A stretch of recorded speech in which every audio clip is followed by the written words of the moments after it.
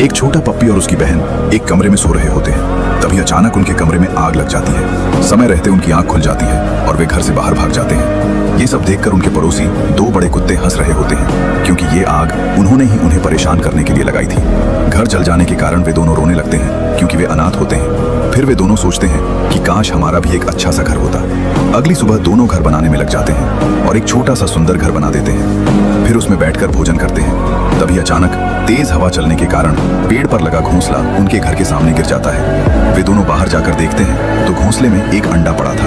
वे दोनों अंडा उठाकर घर के अंदर चले जाते हैं और उसे सुरक्षित जगह पर रख देते हैं। फिर शाम का भोजन बनाते हैं और खाना खाने के बाद सो जाते हैं। मोमबत्ती की गर्मी से अंडा टूट जाता है और उसमें से एक नन्ही चिड़िया निकलती है। वो दोनों के बीच में जाकर खेलने लगती है। तभी उनकी नींद खुल जाती है और वे नन्ही चिड़िया को देखकर बहुत खुश होते हैं। सुबह होने पर वे दोनों भोजन करते हैं और नन्ही चिड़िया को भी खिलाते हैं। उसके साथ खेलते हैं और खुश रहते हैं।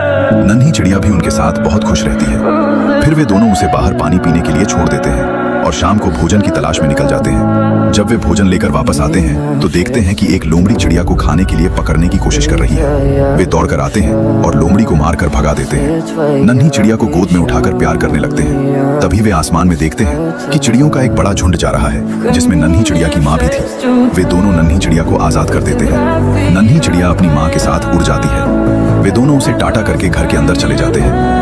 फिर एक दिन नन्ही चिड़िया का पूरा परिवार उनकी मदद करने के लिए उनके घर के सामने सोने के बहुत सारे सिक्के लाकर छोड़ देता है। जब वे दोनों घर से बाहर निकलते हैं तो इतने सारे सोने के सिक्के देखकर खुश हो जाते हैं। लेकिन अभी तक किसी ने नन्ही चिड़िया के लिए लाइक और सब्सक्राइब नहीं किया।